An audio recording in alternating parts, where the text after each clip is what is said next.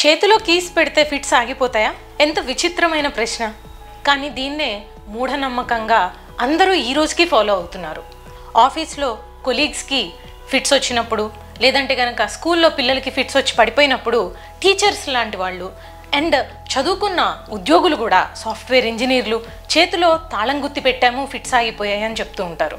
అది ఎంతవరకు నిజం అనేది సైంటిఫిక్గా కనుక మనం చూస్తే, ఫిట్స్ లేదా అపస్మారం, సీజర్స్ అనేది ఎందుకు జరుగుతుంది?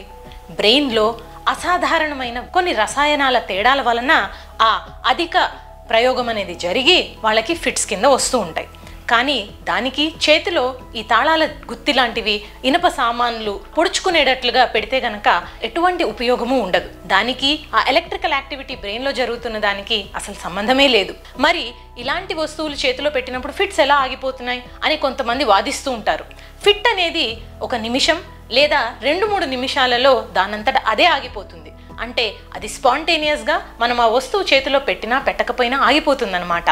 అలాంటిది మనం అది పెట్టాం కాబట్టి ఆగిపోయింది అనేది ఎవరో చెప్పటం వల్ల అందరూ అదే నమ్ముతూ వస్తున్నారు.